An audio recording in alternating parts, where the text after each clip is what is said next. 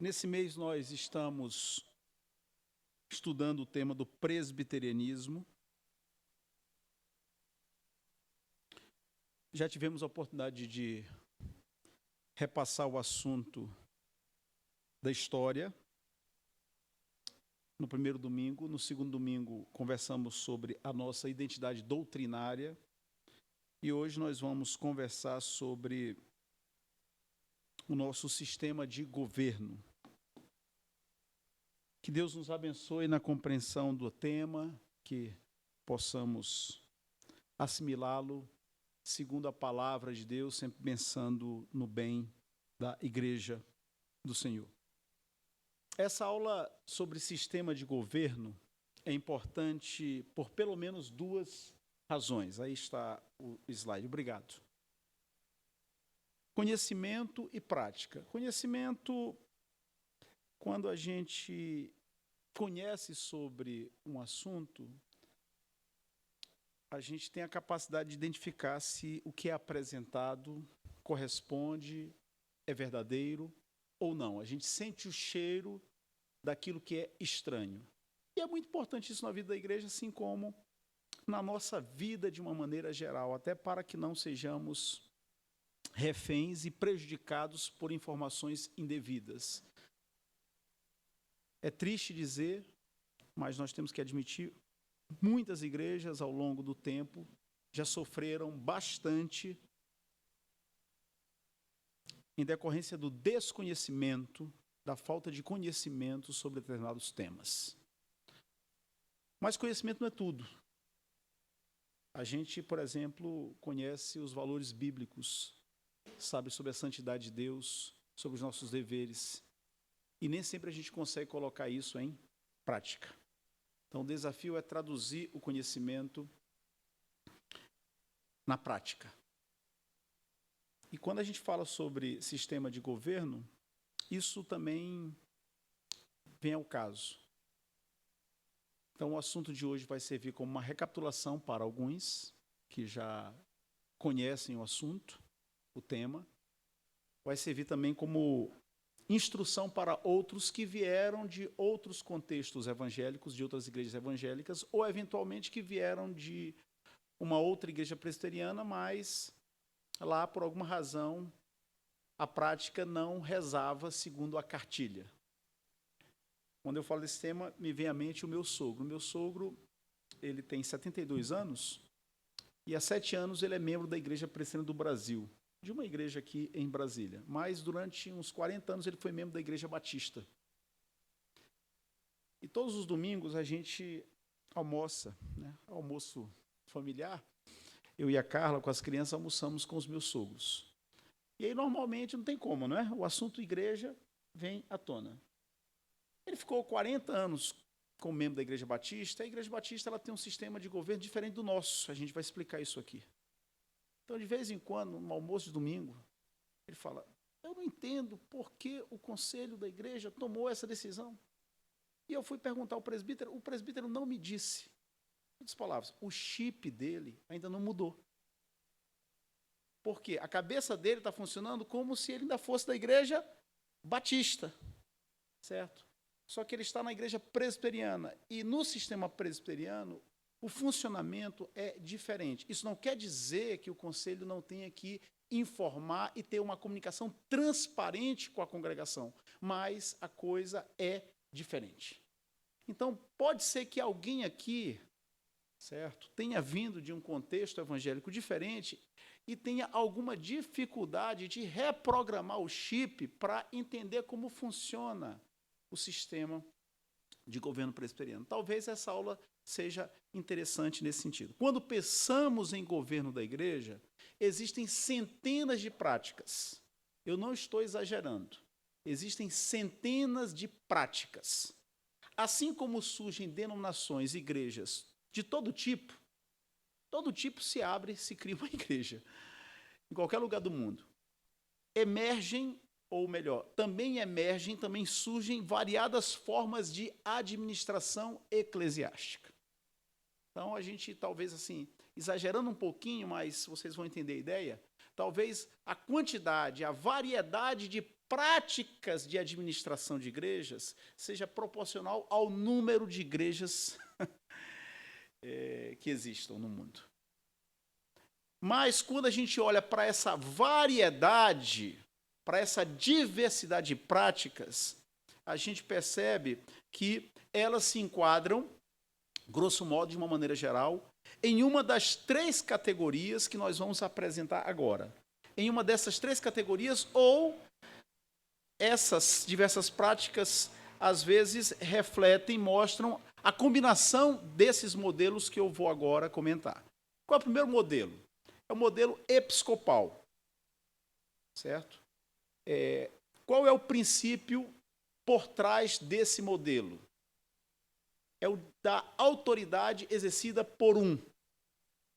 Exemplos, a Igreja Católica. A Igreja Católica, o modelo de governo dela é o modelo episcopal. O Papa é a cabeça ou cabeça da Igreja. Não quer dizer que o Papa pode decidir qualquer coisa de qualquer jeito. Existe uma hierarquia, existe uma organização, uma estrutura muito bem definida. Mas a autoridade está centralizada no Papa.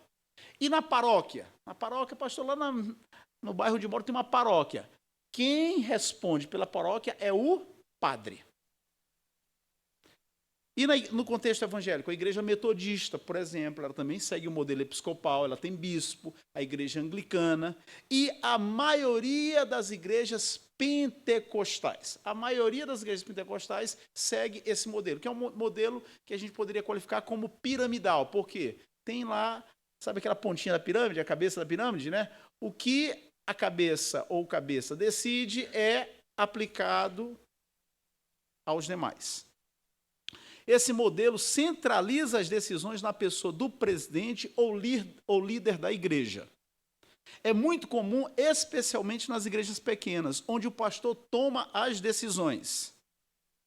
Vale a pena lembrar que muitos pastores de igrejas pequenas aplicam recursos próprios na obra de Deus. Eu sei que existem aqueles outros que exploram e que roubam os fiéis. O que existe aí de bandido fingindo ser pastor, não é brincadeira. Só que a gente não pode também desconsiderar que nesse imenso Brasil evangélico tem muitos pastores, homens às vezes humildes, simples, que trabalham, né, têm a sua profissão durante a semana, pedreiro, encanador, ou eventualmente advogado, e ele tira dinheiro do próprio bolso e coloca na obra.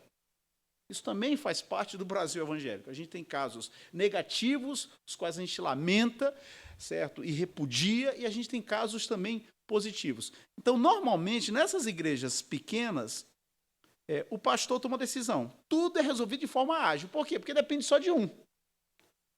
Porém, pelo fato de uma pessoa ter total poder de decisão, ela controla o ritmo, o modo de ser da igreja e quando aplicar ou não a disciplina sobre um fiel. Se ela acertar, beleza, mas se ela errar, complica. Em igrejas assim, os crentes ficam mais expostos ao abuso de autoridade. Até porque tem um outro aspecto. Enquanto o cara está lúcido, o cara está pleno, o cara está cheio de vida, beleza. Mas e quando a senilidade, quando a velhice, a idade avançada começa a comprometer o reflexo, o raciocínio? Porque muitas vezes no contexto pentecostal ninguém pode questionar a palavra do pastor, porque ele é ungido do Senhor. Ele é o fundador da igreja. Ele é o homem através de quem Deus fala, segundo a compreensão da comunidade. Então, em igrejas assim, os crentes ficam mais expostos. Esse modelo episcopal, em que um decide por todos, tem sido cada vez mais questionado pela sociedade do século XXI. Se a gente tivesse que buscar no mundo secular um paralelo, seria o caso do governo monárquico. O que é um governo ou um regime monárquico? O rei ou imperador é a autoridade centralizada. É só para traçar aqui um paralelo, né? Talvez a figura do rei, do imperador, ajude a gente a entender como é que funciona o modelo episcopal. Segundo modelo, o presbiterial, que é o nosso. Qual é o princípio por trás do modelo presbiterial? a autoridade não é exercida por um, a autoridade é exercida por alguns. Exemplos, as próprias igrejas presbiterianas, né, existem algumas denominações presbiterianas no país, a nossa é uma delas. As igrejas reformadas, que são as igrejas calvinistas na Europa continental, e a igreja valdense na Itália. O governo é exercido por um conselho, e esse conselho é composto pelo pastor ou pelos pastores, quando tem mais de um. A grande maioria das igrejas, na Igreja Presbiteriana do Brasil, na nossa denominação, tem apenas um pastor. Algumas têm 2 pastores, como é o caso da Igreja do Cruzeiro, e pouquíssimas têm 9 ou 10 pastores, como a Igreja Presbiteriana Nacional. Assim, é um negócio assim de uma a cada 500 igrejas, talvez, que tem um conjunto, é praticamente um time de futebol, né? Você chega ali na Igreja Nacional, tem os painéis, né, com a informação das classes escola dominical, tem lá umas 14, 15 classes, tem 9, 10 classes, cada classe um professor, tem um pastor como professor ao lado de outro irmão. Mas, muito bem, a maioria tem um pastor. Então, no caso da igreja presbiteriana, no modelo presbiterial, o conselho governa a igreja. Esse conselho é formado pelo pastor ou pastores e pelos presbíteros, chamados por vezes de presbíteros regentes. Pastor ou os pastores e os presbíteros atuam em conjunto na administração da igreja. E quem são os presbíteros? São os membros da igreja, escolhidos pela própria igreja, né? Está aqui o Daniel, o Misael, certo? Hoje não estão presentes o Robson e o Sebastião, certo? Eles são membros da igreja e eles foram escolhidos por vocês através de uma assembleia, através do voto, para formar parte, para integrar o conselho. Os presbíteros são escolhidos pela Irmandade. Vantagens. Todos os irmãos, que a nossa igreja não ordena mulheres ao presbiterato, todos os varões, todos os homens, membros da igreja, que preenchem os requisitos bíblicos, quais são? Os que estão lá, primeira carta de Timóteo, capítulo 3, primeiro capítulo de Tito, capítulo 1, epístola a Tito, capítulo 1. Todos os varões que preenchem os requisitos bíblicos podem ser escolhidos para exercer o presbiterato. Possíveis desvantagens, porque não existe um sistema, um modelo perfeito. E talvez aqui eu já frustre alguns. Se alguém aqui tinha a ideia de que eu ia aqui dourar a pílula e dizer que o nosso sistema é perfeito, me perdoe a franqueza, mas aqui eu tenho que admitir que não existe modelo perfeito. Perfeito é o Senhor da igreja, o Senhor Jesus Cristo. Em termos de estrutura organizacional, em termos de funcionamento de igreja, não existe estrutura, modelo perfeito. Por quê? Porque as pessoas que administram esses modelos, esses instrumentos, são falhas, são imperfeitas. O que a gente pode reconhecer é que existem os modelos que podem funcionar melhor que outros. Isso vai depender muito do contexto. Vamos lá, possíveis desvantagens, porque não quer dizer que sempre é uma desvantagem, mas é um possível, né, existe esse perigo. Em alguns lugares do nosso país, onde o nível de instrução dos presbíteros é baixo, existem ainda no Brasil zonas rurais, onde, de uma maneira geral, as pessoas têm pouca instrução formal, escolarização. As igrejas presbiterianas, nesses lugares onde, de uma maneira geral, o nível de escolarização é baixo, qual é o perigo do sistema presbiteriano? O pastor, normalmente, ele tem curso superior, ele é formado no seminário. Em lugares assim, pode acontecer do pastor se sobrepor. Por quê? Porque como ele tem um curso superior e os presbíteros não têm, normalmente são homens mais simples de formação, pode ser que o pastor tenha, além de conhecimento, uma capacidade argumentativa mais desenvolvida. E aí ele consegue sempre fazer prevalecer, pela argumentação, os pontos de vista dele. Existe esse perigo. É cada vez menor. Por quê? Porque o Brasil tem se modificado bastante. O próprio conceito de interior já é muito diferente de 30, 40 anos atrás. Em vários lugares do Brasil, nas chamadas regiões interioranas, as universidades já chegaram. E também a indústria, o comércio tem se incrementado, tem se desenvolvido. Outra possível desvantagem. Outra possível desvantagem. Em igrejas de médio e grande porte, o que é uma igreja de médio porte? 200, 300 membros. e de grande porte, 2.000 membros, 3.000 membros, 1.500 membros.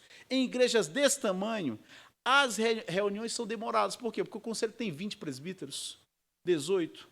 Um é médico, outro é advogado, outro é desembargador, outro é juiz, outro é engenheiro, outro é comerciante. Cada um analisa, enxerga a realidade por uma perspectiva. E aí, meu amigo, o pastor tem que se virar nos 30, tem que ter um bom gingado, um bom rebolado, para conseguir fazer com que todos apresentem as suas opiniões e para voto. E, claro, antes da votação, a gente já sabe que uns vão ganhar, outros vão perder. Então, em igrejas de médio e grande porte, as reuniões são demoradas e a gestão, a execução tende a ser burocratizada. Sabe o que é burocracia? Certo? O governo federal aprova uma lei. Até isso ser colocado em prática, aí, meu amigo, leva tempo. Aí vai passar por muitas mãos. Metade do dinheiro que foi aprovado é roubado, é desviado. Isso falando do contexto secular. Então, na vida da igreja, na vida de igrejas médias e grandes, um perigo, não quer dizer que sempre é assim, um perigo é a burocratização. Certo? A gente, no dialeto presbiteriano, nos bastidores, brincadeiras de pastores, assim, quando a gente não quer que um assunto seja resolvido, a gente nomeia uma comissão. Que aí até a comissão se reunir, certo? Não vai conseguir chegar a uma conclusão na primeira reunião. Certo? Aí, depois de 2, 3 reuniões que chega a uma conclusão, até a resolução ser comunicada, o pentecostal já abriu uma nova igreja. E a gente ainda está discutindo ainda o assunto. É uma brincadeira, mas tem um pouquinho de verdade. Qual seria o paralelo secular do modelo presbiterial? É aquela democracia representativa, é o próprio Brasil. Aqui no Brasil, certo? Vocês são consultados para as decisões que o Congresso Nacional tem que tomar? Vocês são consultados? Vocês são consultados quando o Senado tem que decidir um assunto? Vocês são consultados? Não. Por quê? Porque nós escolhemos os nossos representantes, os deputados, certo? Os senadores, e também elegemos aqueles que vão administrar a cidade, o distrito, o estado e mesmo o país. É uma democracia representativa. Nós escolhemos alguns que vão governar sobre todos. Está claro? Terceiro modelo, porque o tempo sempre está com os pastores, certo? E a Jade já me pediu, pastor, não demora muito a aula, que tem ensaio depois aí, certo? Aí eu quase falei para ela, só faltou você combinar também com outras pessoas. É brincando, viu, gente? Não estou mandando indireto para ninguém, não. Modelo congregacional. Qual a autoridade? Qual o princípio por trás do modelo congregacional? A autoridade exercida por todos os membros da igreja. Exemplos. Igrejas batistas está no plural, porque não existe uma única igreja batista, assim como não existe uma única igreja presbiteriana. E igrejas congregacionais. O governo é atribuído aos membros que tomam as decisões nas assembleias. Em muitas igrejas, não todas, preste atenção, por favor, para depois, certo, eu explicar aqui, você fala, pastor, mas eu fui membro de uma igreja desse tipo e não era assim. Eu estou falando aqui das tendências. Eu não estou aqui tentando explicar a realidade nos seus mínimos detalhes. Em muitas igrejas batistas, até mesmo para disciplinar um membro, a assembleia tem que tomar conhecimento, tem que opinar a respeito. E você imagina a quantidade de reuniões de assembleias que tem que ser feitas durante o ano. Muito bem.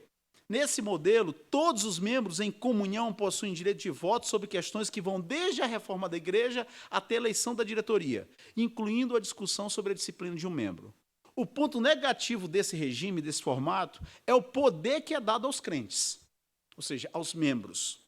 Podendo ensejar, não quer dizer que sempre isso ocorre.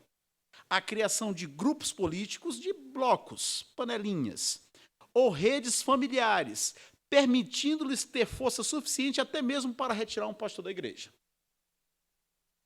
Então, quando as pessoas não têm maturidade cristã e existem, por exemplo, vínculos sociais fortes ou vínculos familiares, qual é a tendência da galera votar em bloco? Um exemplo dentre vários que eu poderia elencar é o do Jonathan Edwards, que é um dos grandes nomes do primeiro grande avivamento. Edwards viveu entre 1703 e 1758, na época que era Nova Inglaterra, ainda não era o país que conhecemos como Estados Unidos. Ele foi pastor de uma igreja congregacional em Northampton, Massachusetts. Inclusive, ele sucedeu o avô dele. O avô dele havia sido pastor daquela igreja durante 60 anos. E antes do Edwards assumir o pastorado daquela igreja, ele havia sido pastor auxiliar do avô dele durante 4 anos. Quer dizer, houve uma boa transição. Ele era neto do antigo pastor, que havia ficado só 60 anos, e pôde trabalhar 4 anos com o avô, com o pastor titular, certo? Quando o avô dele, o pastor da igreja, morreu, ele assumiu. Ele ficou como pastor daquela igreja titular durante 21 anos. A igreja o demitiu. Por quê? Porque ele disse o seguinte, ele insistiu no seguinte ponto. Obviamente havia outros elementos, mas o estopim, certo? A gota que fez o copo transbordar foi que ele afirmou: aqueles membros da igreja cuja vida, cujo testemunho não é compatível com o evangelho, não devem participar da Santa Ceia. Ou seja, aquelas pessoas que, apesar de serem membros da igreja, têm um estilo de vida mundano, o melhor é que elas não participem da Santa Ceia. A gente está falando de uma época que a igreja era naquele regime colonial, uma igreja em que toda a cidade praticamente fazia parte da igreja, uma igreja de mais de 600 membros, em alguns momentos teve mais de 1.000 membros. Isso desagradou famílias importantes, certo? E como o regime era congregacional, a maioria votou pela demissão do Jonathan Edwards. Qual é o paralelo secular? É uma democracia direta e não representativa. Em alguns lugares da Europa, existem cidades muito pequenas, a população é muito pequena. Cidades na Europa que têm a população de 1.500 pessoas, 2.000 pessoas. Aí a municipalidade, a prefeitura, faz um plebiscito, faz uma assembleia, convoca todo mundo para um ginásio. Obviamente, se a cidade tem 2.000 habitantes, aparecem lá 500, 600. É que nem mais ou menos reunião de condomínio de prédio. Vai ter assembleia do condomínio do prédio, certo? Tem lá 80 moradores no prédio, aparecem lá, certo? O quórum é 12, aparecem 11, 10. Aí vai para a segunda convocação. Então, em alguns lugares da Europa, certo? A municipalidade, o prefeito, a pessoa que ocupa o cargo correspondente, convoca, aparecem lá, aí ele apresenta os temas, certo? E vamos para a votação. Quem vota sim, levanta a plaquinha. Quem vota não, levanta a plaquinha. Ou seja, é uma democracia direta. Por quê? Porque o tamanho da população permite esse tipo de arranjo. Tenta fazer isso no Brasil, para tu ver. Tenta fazer isso em São Paulo. A grande São Paulo. Tenta fazer isso aqui em Brasília, no Distrito Federal. Você não consegue. Você não tem nem lugar para abrigar tanta gente. Então, é por isso que eu falo que, dependendo do sistema de governo, tem que ver as características do lugar, o contexto. Muito bem. E ainda existe uma outra possibilidade. Por exemplo, aqui no Brasil existe uma igreja chamada a Igreja Evangélica de Confissão Luterana no Brasil. A sigla é IECLB, que é diferente da IELB, que é a Igreja Evangélica Luterana do Brasil. São denominações distintas. Qual é o modelo da igreja de confissão luterana no Brasil? É o que eles chamam de modelo sinodal. Esse modelo, eu tirei isso do próprio site. Olha o que o site diz. Ou seja, é uma declaração oficial da igreja. Se opõe tanto ao episcopalismo, aquele regime em que um governa todos, quanto ao congregacionalismo, onde todos participam do governo. O modelo sinodal coloca a responsabilidade pelo bem da igreja sobre 2 ombros. O dos ministros, os pastores ou pastoras, que essa denominação ordena mulheres ao pastorado, e o dos leigos e leigas. Pretende a cooperação entre a comunidade e o ministério, ou seja, aqueles que são ordenados, sem absolutismos de parte a parte. Sempre deverão ser respeitados ambos os grupos, os leigos e os ordenados, tanto no nível local da igreja, quanto no regional e geral, que é o nacional, sendo que a representatividade deverá obedecer a uma proporção previamente estabelecida em estatuto. O sinodalismo, é assim que eles qualificam o sistema de governo deles, que é a participação ativa do membro leigo na liderança da igreja. Mesmo assim, eles têm um presidente, eles têm uma pessoa que ocupa a figura do bispo. Vocês estão percebendo aí que eles querem ficar no meio termo entre o episcopalismo e o congregacionalismo. Eles querem ser presbiterianos na prática, brincando com vocês. Como é que funciona isso em termos práticos? Lá eles não chamam igreja, chamam paróquia, certo? Os membros de cada paróquia, os membros elegem presidente, os vice-presidentes, secretário, tesoureiro e os demais cargos. Entre estes se forma o presbitério da paróquia. Todos eles são leigos, não tem ninguém aí ordenado.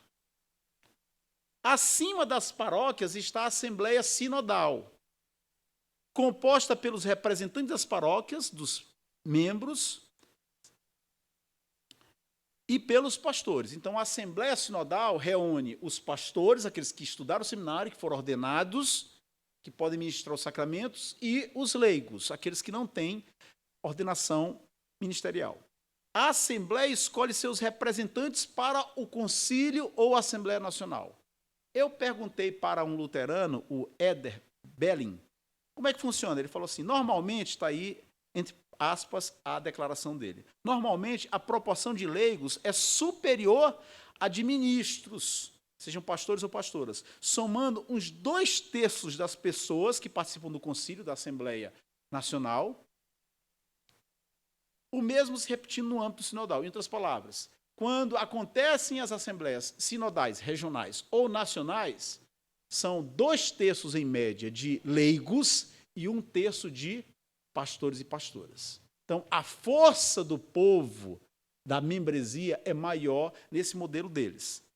Qual é o paralelo secular? É o parlamentarismo. Em que consiste, basicamente? O parlamentarismo é um sistema no qual o chefe de Estado e o de governo são duas pessoas diferentes. O chefe de governo é o primeiro-ministro. É o caso da Inglaterra. A Inglaterra tem sempre o primeiro-ministro, mas tem também a figura do rei ou da rainha. Certo? O chefe de governo é o primeiro-ministro, eleito pelos parlamentares das câmaras, e o de Estado é o rei ou presidente. Pastor, desenha para mim tudo o que você falou. É o slide seguinte. Episcopal, princípio, um governa sobre todos. Presbiterial, alguns governam sobre todos. Mas esses alguns, quer sejam pastores, quer sejam presbíteros, todos eles são ordenados.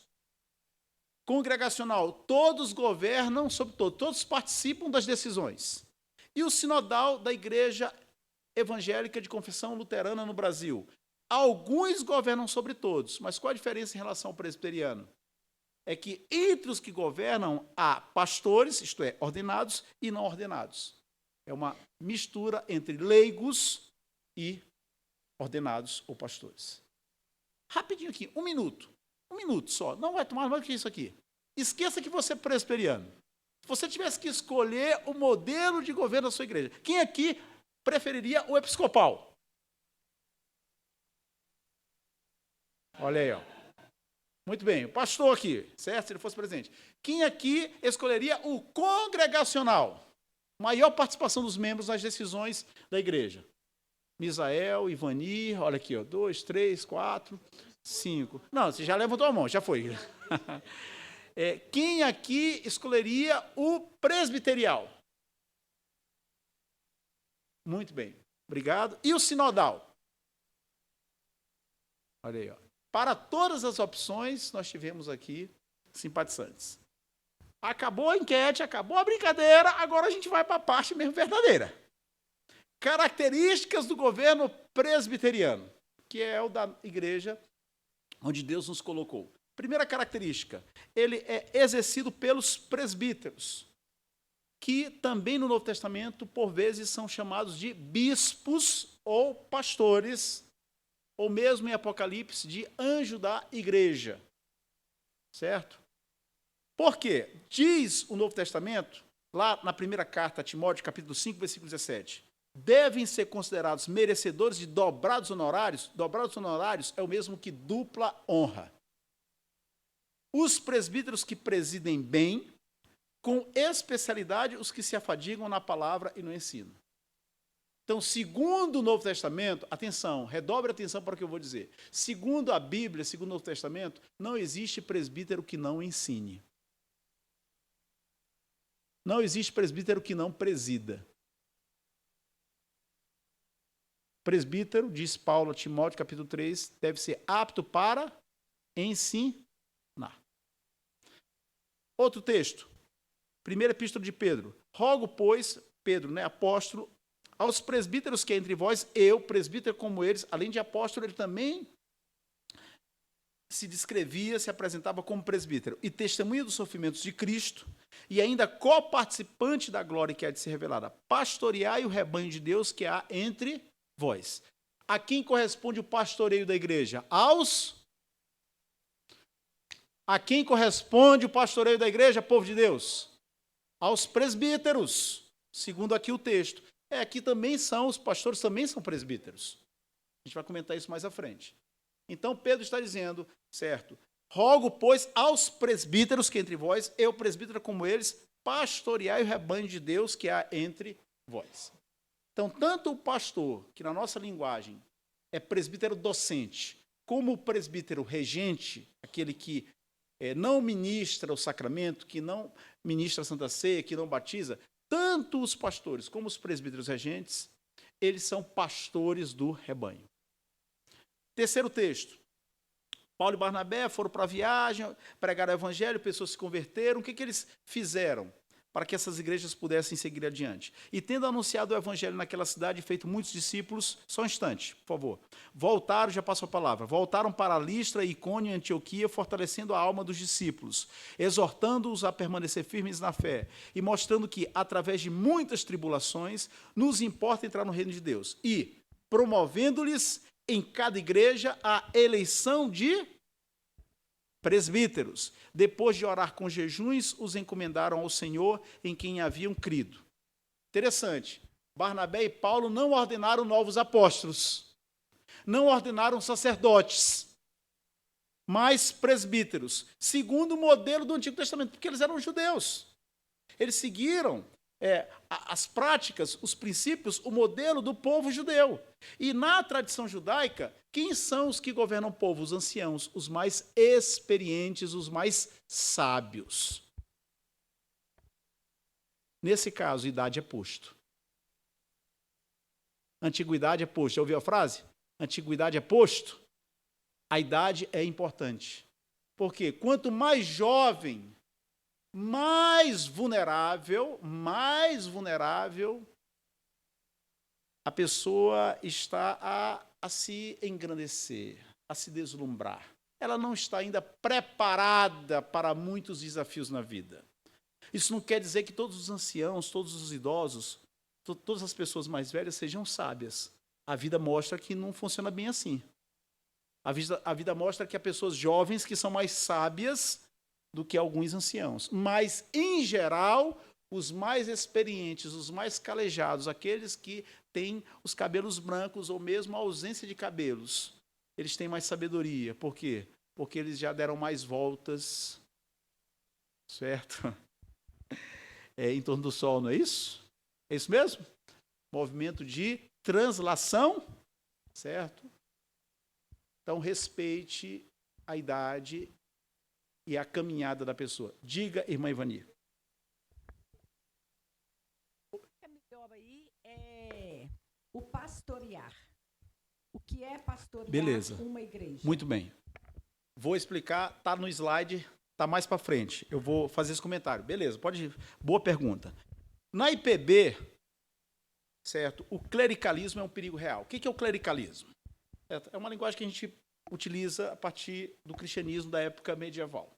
Na Igreja Católica até hoje você tem o clero e você tem o laicado, os leigos. Quem é o clero na Igreja Católica? São aqueles que foram ordenados. Os padres, os monges, os bispos, os arcebispos, os cardeais. Eles constituem o clero, a casta religiosa, a casta sacerdotal. E todos aqueles que não foram ordenados são o laicado, os leigos. Vamos trazer para a nossa realidade. Quem seria o clero na IPB? Os ordenados.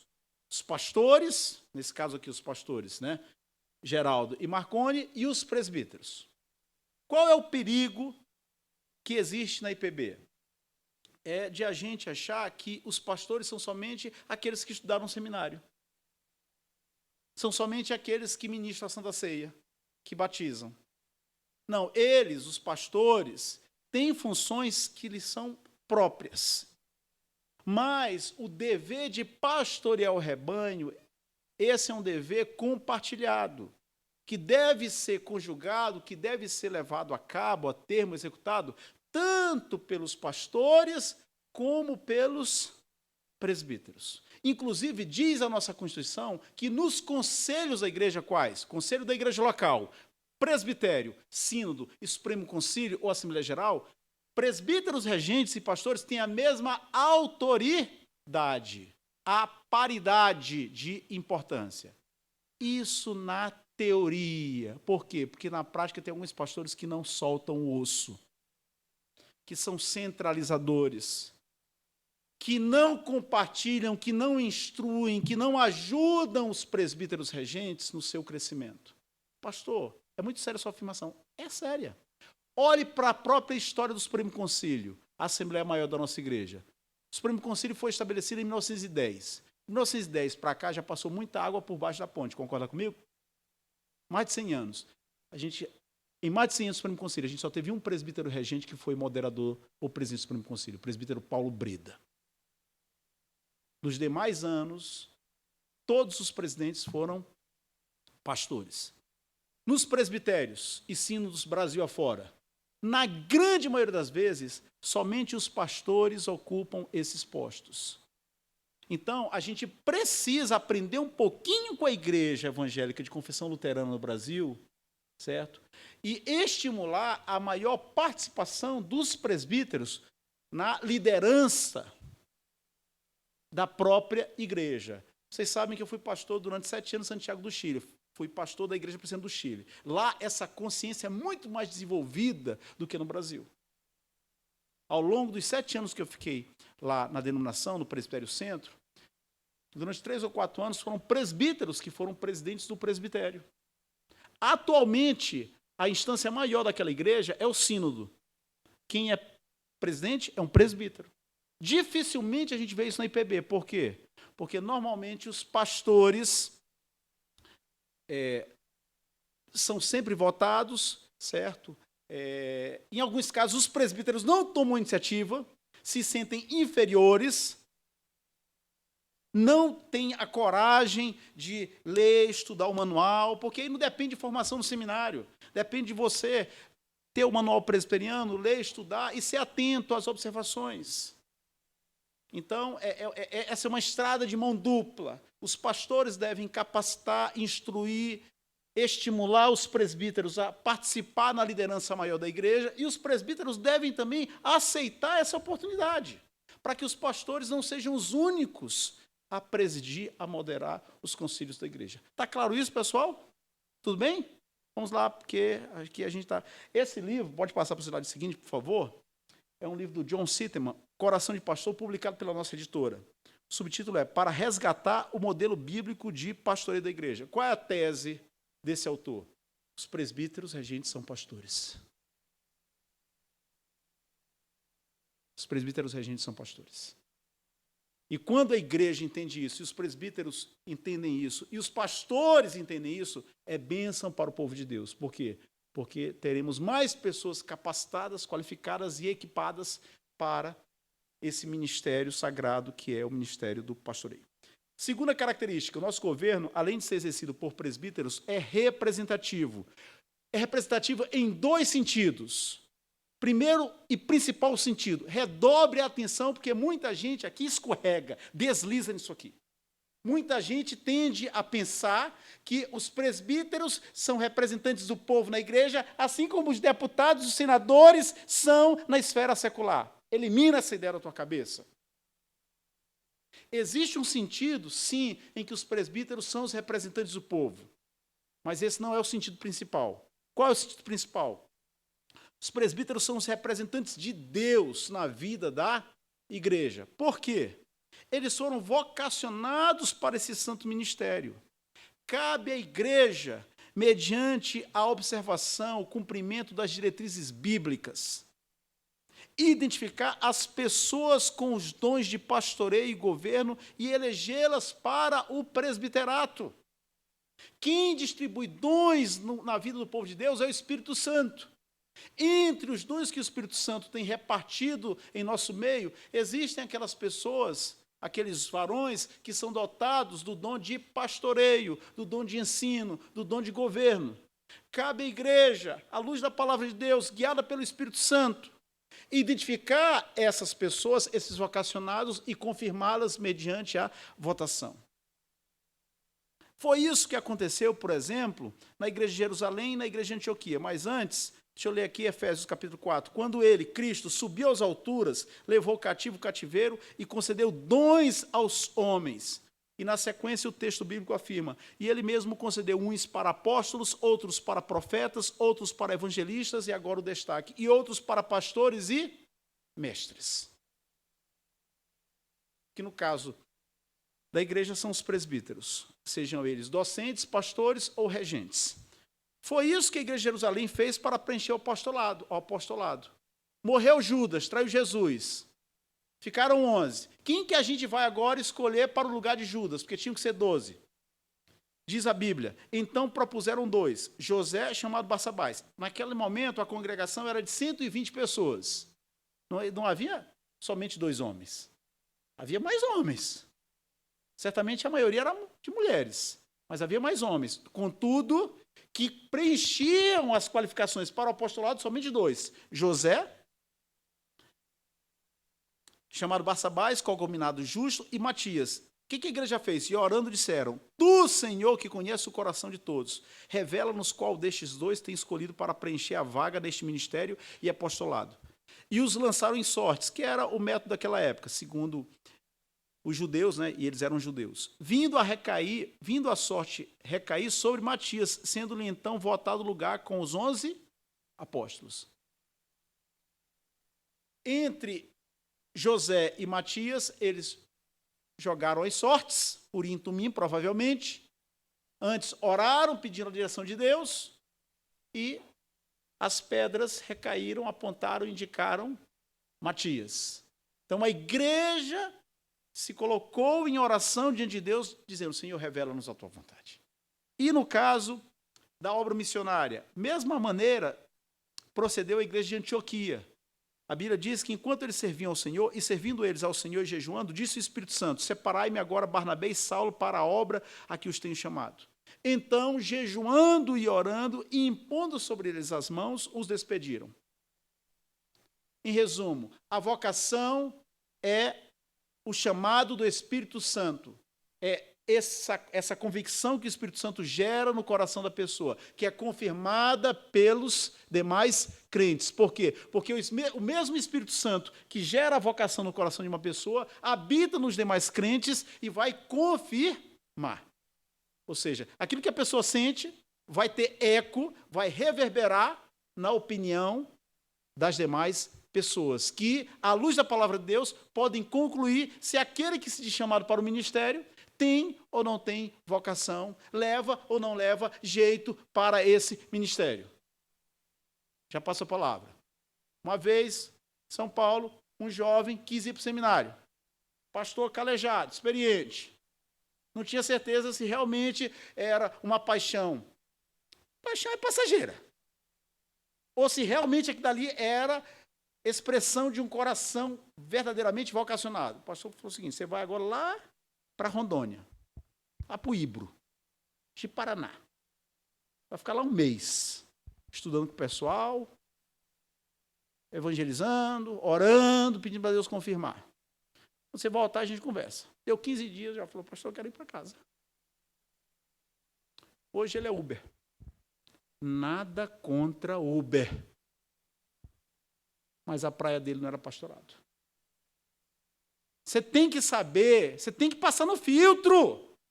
Você não pode, eu quero ser membro da igreja. Vem, batiza, faz profissão de fé. Eu quero ser presbítero. Vem, a gente ordena. Não, quer ser pastor? Legal, vai. Reverendo Daniel Márcio, pastor da IPB, ouvi isso da boca dele. O filho dele, papai, eu quero ser pastor. O filho dele já era jovem. Você quer ser pastor, meu filho? Tudo bem. Primeiro faça a sua faculdade. Vai fazer a faculdade primeiro, você vai orar, vai refletir.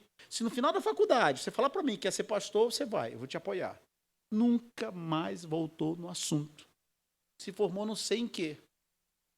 Então, a gente tem que ter essa sensibilidade, essa sabedoria. A vocação chamada do Espírito Santo, reconhecida e confirmada pela igreja. É nessa perspectiva que os presbíteros são os representantes de Deus. Por quê? Porque Deus já elegeu, já vocacionou pessoas para governar, para apacentar, para pastorear o seu rebanho. Ainda tem outra coisa.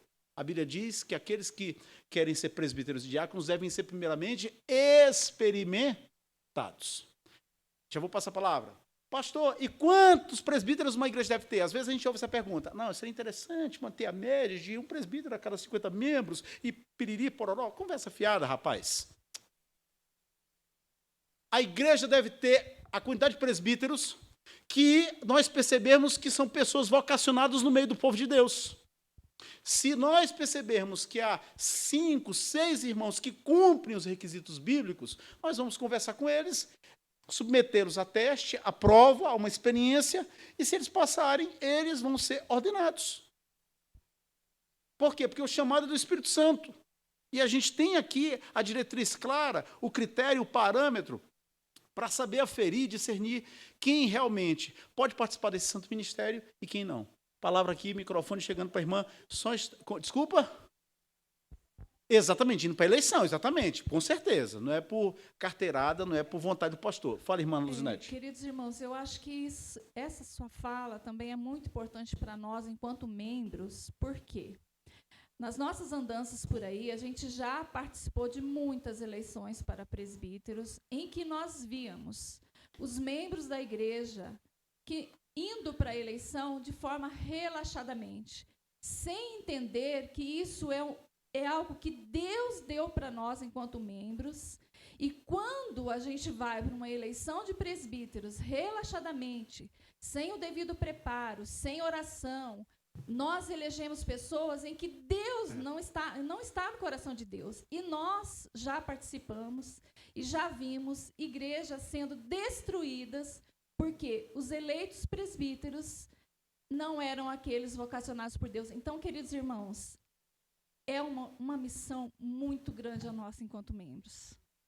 Cada eleição de presbítero, meu coração fica ardendo. Deus, me mostre em quem eu tenho que votar. Né? Então, isso é muito sério. Com certeza. Obrigado. Já adiantou a minha conclusão aqui. Não é? O reverendo Francisco Leonardo, que foi reitor, diretor do Seminário de Presbiteriano do Norte, em Recife, durante mais de 10 anos, ele costumava orar no culto de abertura a cada semestre. Senhor, afasta dessa casa os não vocacionados e mantém nela apenas os teus chamados. Em segundo sentido, em que os presbíteros são representantes. Já conversamos, já explicamos que eles são os representantes de Deus junto ao seu povo. Diz a nossa Constituição, no artigo 50, porque o presbítero regente é o representante imediato do povo, por este eleito e ordenado pelo conselho, para, juntamente com o pastor, exercer o governo e a disciplina e zelar pelos interesses da igreja. Então, há um sentido em que o presbítero é o representante do povo. Só que, redobre a atenção aqui. Você, meu irmão presbítero, você deve defender os interesses de Deus e não de grupos na igreja. E não de sua família. E não daquelas pessoas que são mais allegadas a você. Não faça da igreja aquilo que é comum na política secular. Pastores também.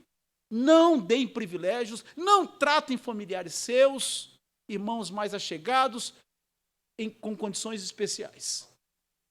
Aqui a gente deve manter coerência. A igreja é de Deus. Aqui a igreja do Senhor deve ser governada pela palavra do Senhor.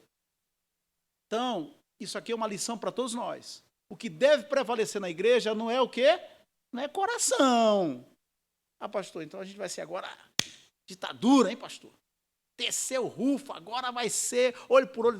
Não é isso que eu estou dizendo, igreja. A gente tem que saber separar as coisas.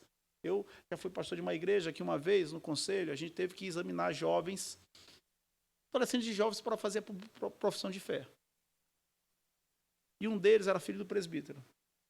E na hora da entrevista o nosso irmãozinho lá foi mal nas perguntas, nas respostas.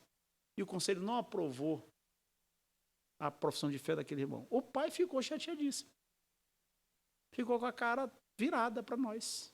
Por quê? Para nós não, né? Porque o pastor não vota no conselho, só vota quando dá empate. Por isso que a sabedoria recomenda ter um número ímpar de presbíteros no conselho. O pastor, certo? Ficar livre de ter que votar.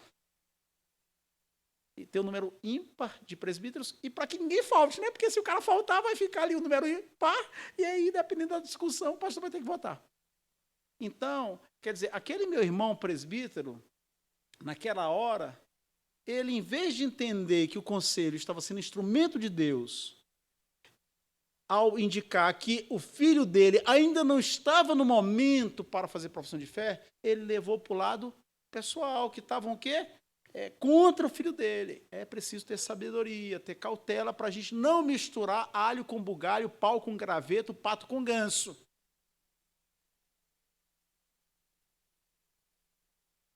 Do contrário, a gente transforma a igreja de Deus em qualquer clube político. Já fui claro, desculpa aí ter enfatizado. Porque o tema é muito caro, o tema é importante. A gente vê, conhece histórias, Brasil e mundo afora, de igrejas que se dividiram, que experimentam crises. Por quê? Porque às vezes as pessoas colocam seus interesses e caprichos pessoais ou familiares acima da vontade de Deus.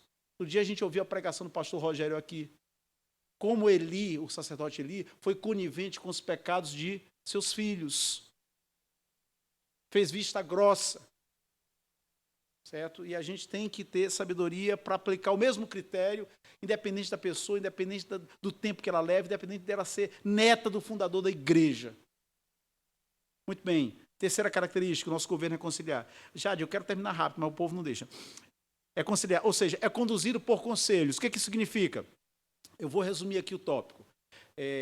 Nossa igreja é governada por conselhos. Cada igreja local tem um conselho. O conselho é composto por presbíteros, regentes e por pastores, que na nossa linguagem são presbíteros docentes.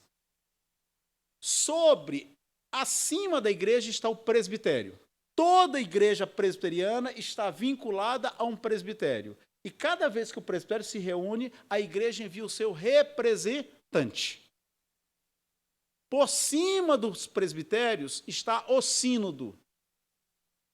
Cada vez que o sínodo se reúne, o presbitério envia seus representantes. Envia pastores e presbíteros em número igual para representarem o presbitério no sínodo. E a Assembleia Maior é chamada de Supremo Concílio. Cada vez que o Supremo Concílio se reúne, ordinariamente a cada 4 anos, extraordinariamente cada vez que a executiva, a diretiva estabelecer. Cada vez que o Supremo Conselho se reúne, os presbitérios enviam seus representantes. Anualmente, acontece uma reunião chamada Reunião da Comissão Executiva. Essa reunião acontece no mês de março, normalmente é no Mackenzie. Anualmente, se reúnem a diretoria do Supremo Concílio, a chamada mesa, com os presidentes de sínodo. No nosso caso, já são 90 sínodos na Igreja Presbiteriana do Brasil. Então, anualmente, se reúne no mês de março a diretoria do Supremo Concílio com os presidentes de sínodo. E a cada 4 anos, a reunião do Supremo Concílio ordinária, onde ali estão reunidos todos os representantes dos presbitérios, que já são quase 400. Os presbitérios mandam 2 presbíteros e 2 pastores, ou a partir de uma determinada quantidade de membros, né? Quantos membros, somando todas as igrejas desse presbitério, quantos membros tem? Se tiverem mais de 1.000 ou 2.000, você envia 3 pastores e 3 presbíteros. Eu não estou aqui, não me lembro exatamente, não sei se a legislação mudou quanto à quantidade de membros. O fato é que um presbitério envia pelo menos 2 presbíteros e 2 pastores. E, em alguns casos, 3 presbíteros e 3 pastores. E aí o Supremo Conselho se reúne, a última reunião teve em torno de 1.300 delegados. Ou seja, você dá comida para 1.300 pastores e presbíteros durante uma semana, isso requer uma logística, isso requer um espaço, isso requer um investimento, porque aí o Supremo Conselho tem que bancar a passagem de todo mundo.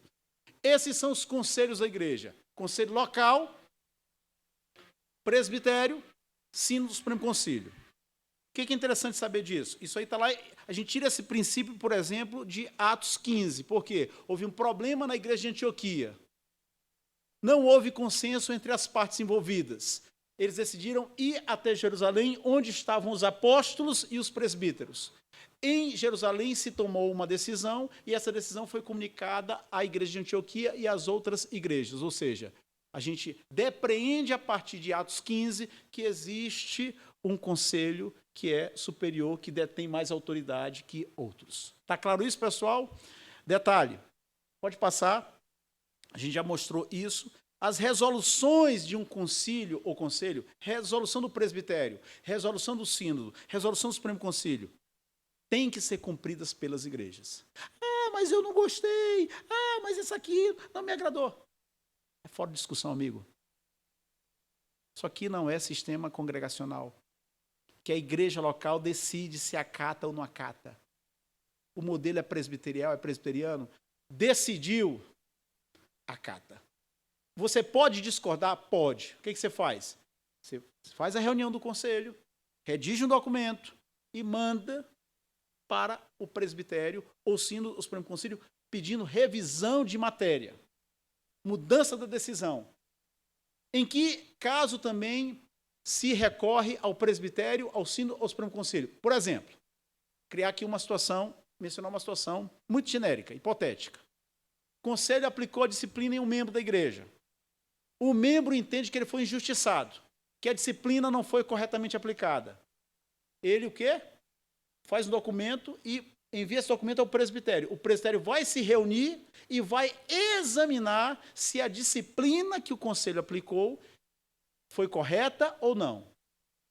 Na igreja onde eu fui pastor, eu já não estava lá, certo? Houve uma assembleia de eleição de pastor, certo? A assembleia aconteceu, a igreja elegeu o pastor, um membro da igreja entendeu que o manual, que a Constituição não foi observada como deveria. Mandou um documento para o presbitério. O presbitério anulou a eleição.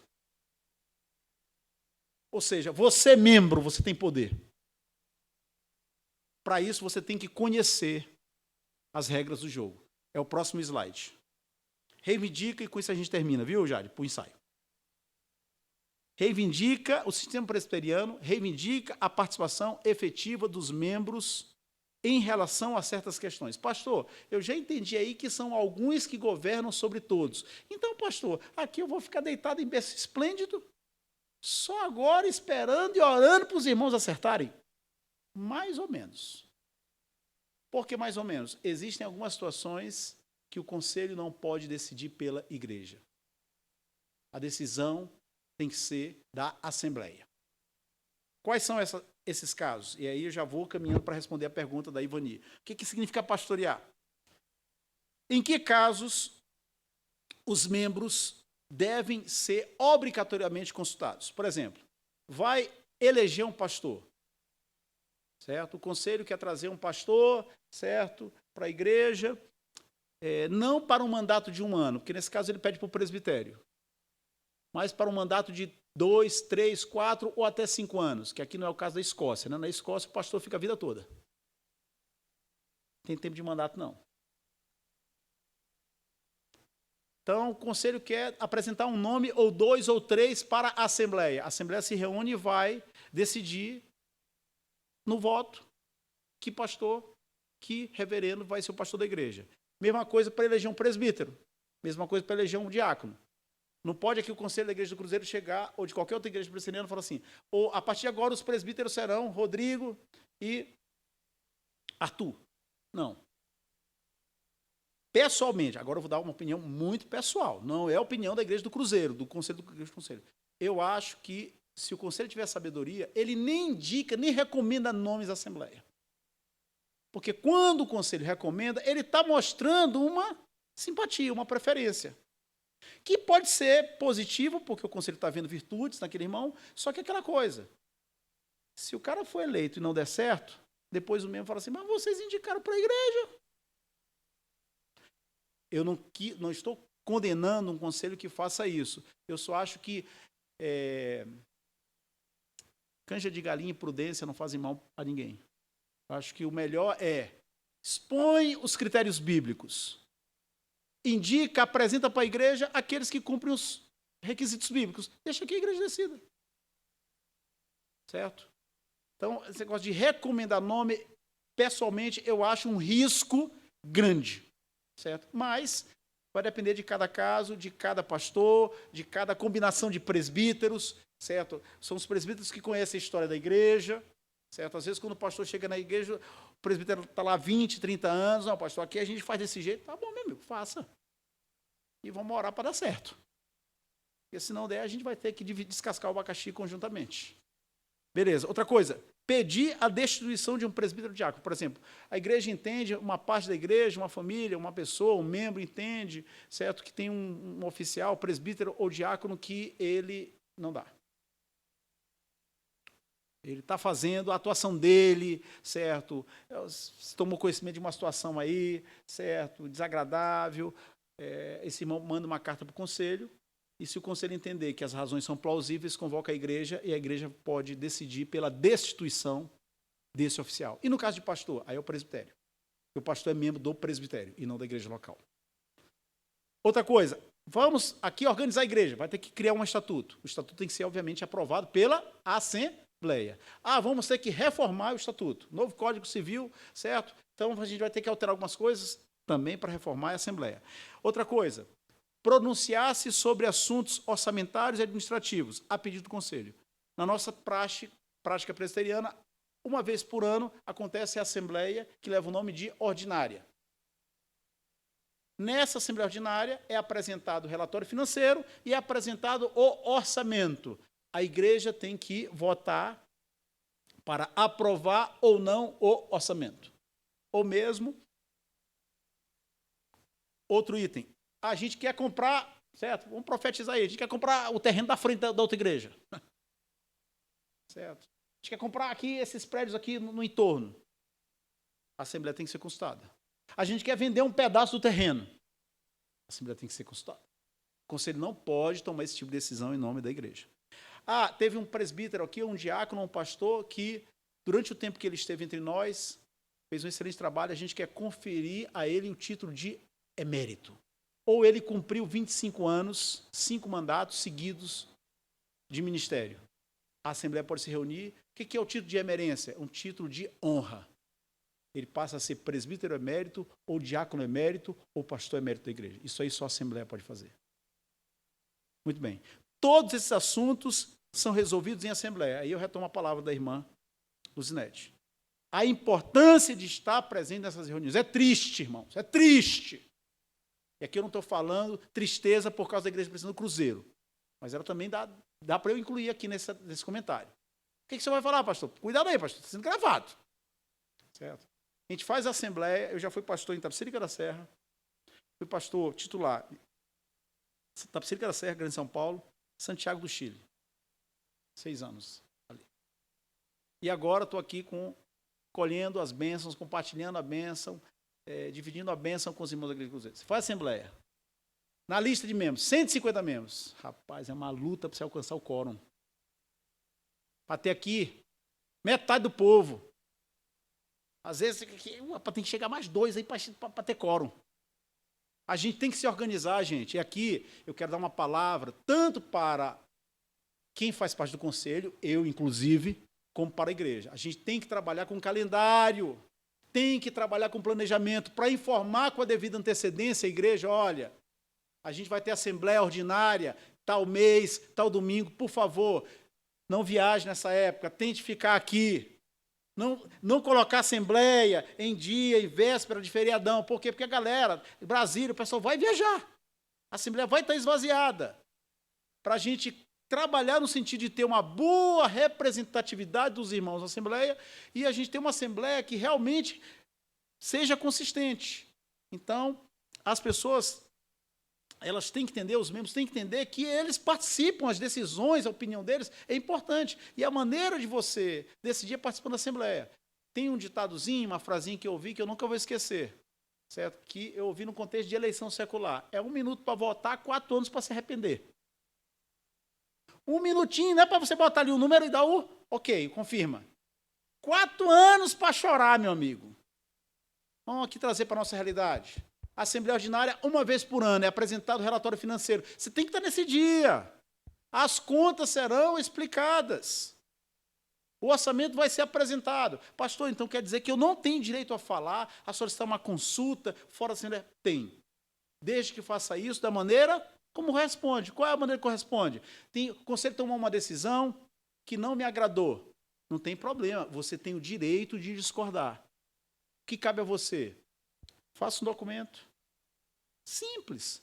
Mande ao conselho. Tem um secretário, nesse caso aqui, o secretário hoje é o nosso irmão presbítero Sebastião. Ele vai apresentar o documento na reunião e o conselho vai avaliar e vai convidar você para conversar. E talvez, através da conversa, você mude de opinião ou o conselho entenda que realmente aquela decisão não foi a melhor e vai rever a sua posição. Esse é o caminho correto. O caminho correto é esse. E não fazer abaixo-assinado. E não ficar em grupos de rede social fazendo crítica ao pastoar, ao conselho, colocando fogo na floresta seca, lançando faísca em floresta seca. Isso tumultua, isso polemiza, isso não abençoa a igreja, isso não edifica a igreja. A gente tem que aprender a viver, a jogar com as regras, segundo as regras do jogo, para que a gente tenha uma igreja forte, madura, uma igreja consistente. Coloquei aqui, né? Eu morei 2 anos e meio quase ali na Asa Norte, na 416, certo? Reunião do condomínio, 24 apartamentos.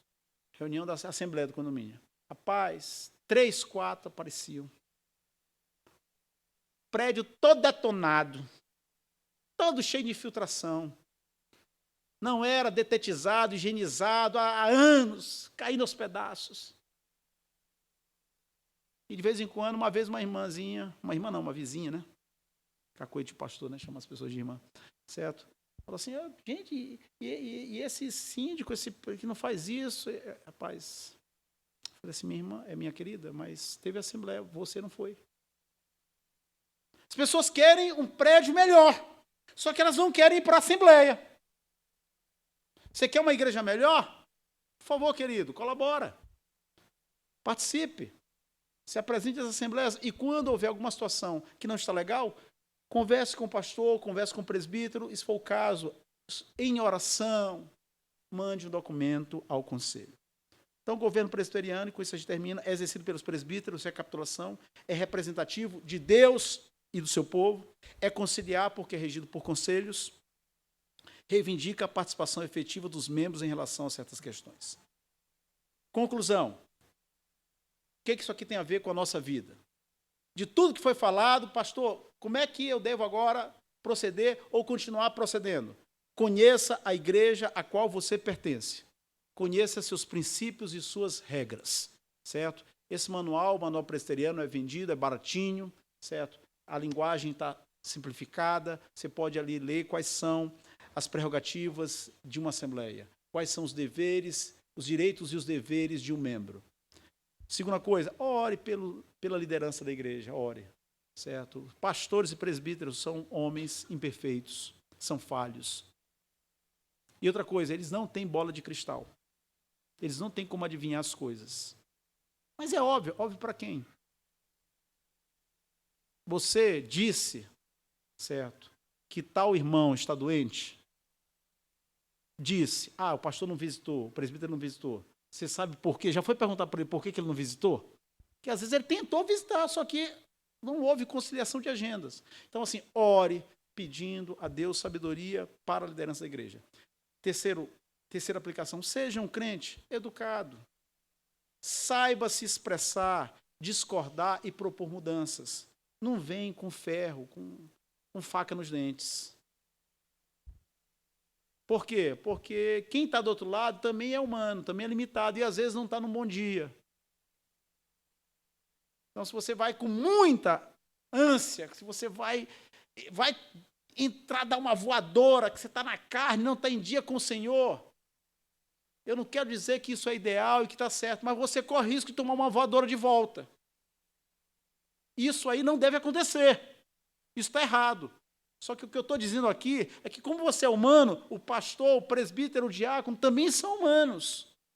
Então, a melhor coisa é a gente cultivar entre nós o quê? A gentileza, a fraternidade, o bom trato. Porque, como diz o ditado popular, conversando é que a gente, muitas vezes, se entende. Então, saiba se expressar, discordar e propor mudança. A igreja não é do pastor nem do conselho, mas também não é sua. É do Senhor. Seja prudente. Evite perguntas indevidas. Mas você, presbítero, você também votou, você concordou com isso? Qual foi a sua posição no conselho? Aqui uma palavra, os filhos e as esposas. Tem assunto que presbítero, pastor não tem que conversar, não tem que comentar, não tem que entrar em detalhes com seu cônjuge. Outra coisa importante, se a gente está no time, a gente tem que vestir a camisa do time, na vitória e na derrota. Eu não posso tolerar, é inconcebível, não entra na minha cabeça, seja um pastor ou um presbítero. O conselho toma uma decisão, a resolução é informada. Aí o presbítero vai no bastidor e fala assim, mas eu não votei. Eu votei diferente. Ou então o presbítero toma uma decisão e o pastor fica aqui criticando o presbitério. Isso não é ético, isso não é certo. Você tem o direito de discordar? Tem. Mas não discorde em público. Por quê? Porque a gente, para ser presbiteriano, a gente tem que aprender a ser voto vencido. Às vezes dói. Às vezes você sai da reunião, meu amigo, sangue, mas a igreja não é sua. A igreja é do Senhor. Saiba esperar o tempo, vá orar, vai esfriar a cabeça, vai ver um videozinho no YouTube, vai ver o replay daquele dia que o teu time ganhou o futebol, vai receber um carinho, um afago da esposa, certo? Aí a vida vai continuar. Não dá para resolver tudo na base da grosseria. Cultive, eu já vou passar a palavra aqui para o Itamar, cultive uma atitude pacífica, conciliadora, respeitosa e de proatividade. Esteja disposto a servir. Antes de ser um líder, seja um bom liderado. É o exemplo de Josué. Antes de ser o líder do povo de Israel, ele foi um servo de Moisés. Tem gente que quer ser líder, mas é péssimo liderado. Um bom presbiteriano é, acima de tudo, um bom discípulo de Cristo. Paulo disse, inspirado por Deus, à igreja de Corinto, sede meus imitadores, como eu sou de Cristo. Irmãos, para que o presbiterianismo funcione, é necessário haver espírito presbiteriano. O que é pastorear? Pastorear é apacentar, irmã Ivani, é cuidar, é ouvir as ovelhas, é visitá-las quando necessário, certo? É se alegrar com as suas alegrias, é chorar também com as suas dificuldades, com as suas lutas. Essa responsabilidade é do pastor, principalmente, do reverendo, e também dos presbíteros. Porque dependendo do tamanho da igreja e das atividades, tarefas do pastor, ele não vai conseguir dar conta de toda a congregação. Igreja é um negócio muito interessante. Por quê? Porque quando a igreja é pequena, a gente trabalha para ela crescer. E quando ela cresce, é muito difícil manter essa engrenagem funcionando de maneira correta, devidamente lubrificada. Então, por isso é que a gente tem que se ajudar, a gente tem que trabalhar bem a nossa comunicação, a gente tem que dividir a pizza, certo? Para que esse ministério possa se desenvolver para a glória de Deus. Diga aí, Itamar. Pastor,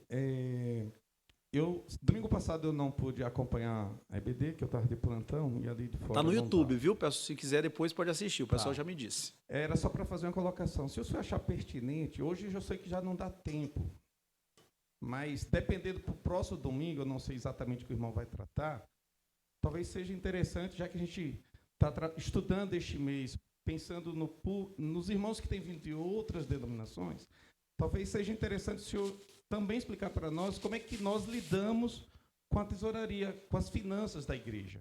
Qual a participação do pastor, né?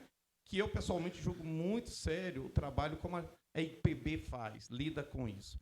Talvez, se o senhor tiver um tempinho no próximo domingo, e se achar que não vai atrapalhar o andamento, seria interessante para ver como é que o pastor, qual a participação do pastor nas finanças. Ele manda, ele paga sozinho, tá bom?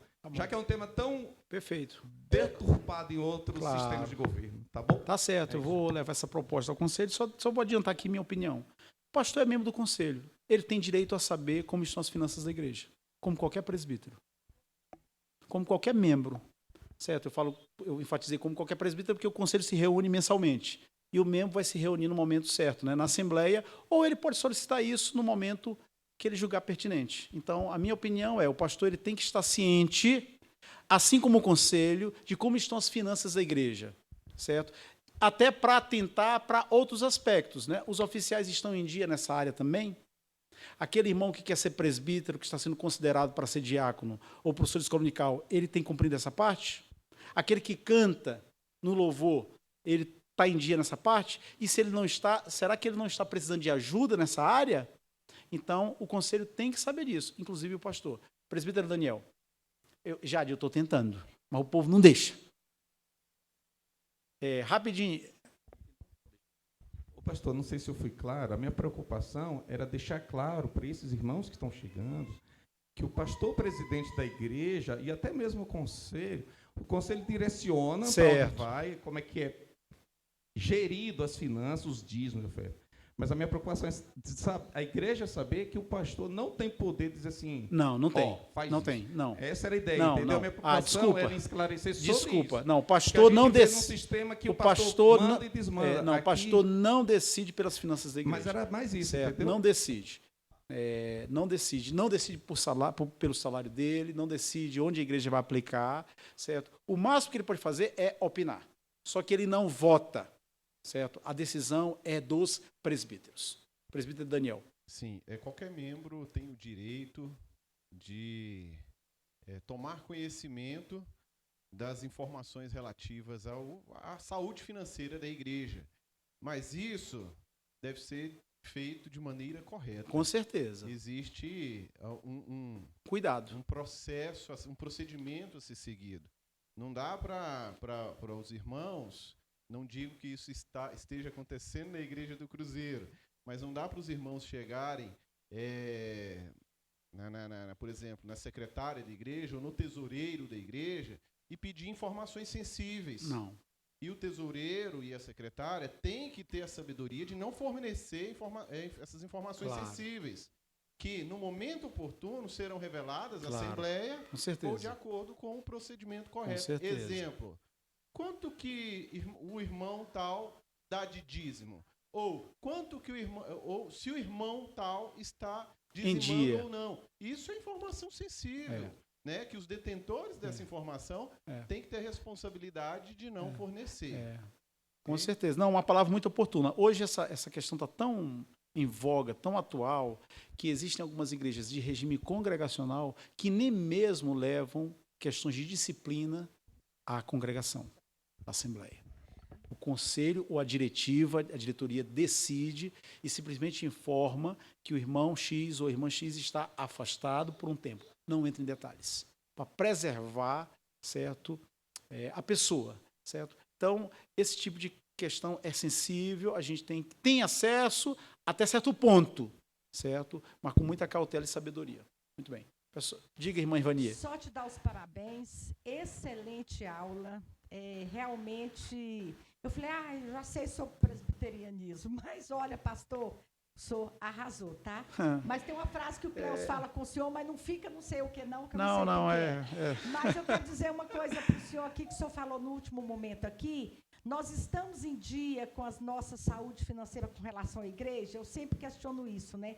Às vezes a gente quer cobrar muito na igreja, mas eu estou em dia com a minha saúde financeira. Eu, como líder, dou um exemplo com a minha saúde financeira. Verdade. Isso é muito importante, né? Assim, primeiro em dia com Deus, né? Que é um mandamento, né? Obedecer. Eu ouvi do pastor Herbert lá no encontro que eu ouvi, falando assim, dízimo você está chorando, reclamando, mas você entrega porque é um mandamento do Senhor, né? Verdade. E isso é muito importante. Muito obrigada. Amém. Louvado seja Deus. Lucas 17:10, né? Servo inútil, não fiz mais do que meu dever. Vamos colocar em pé e terminar. Entregar todas essas questões nas mãos do Senhor. Senhor, louvamos o teu nome porque a tua graça é melhor do que a vida e temos recebido bastante dela. Ajuda-nos, Senhor, a nos comportar de maneira sábia, edificante, para a glória do teu nome e para a edificação das pessoas. Abençoa a liderança desta igreja, abençoa o povo que se reúne aqui, a membresia, para que juntos caminhemos rumo a pastos verdejantes. abençoe as demais atividades. É a nossa oração, nosso pedido em nome de Jesus. Amém. Deus abençoe, está encerrada a nossa escola dominical.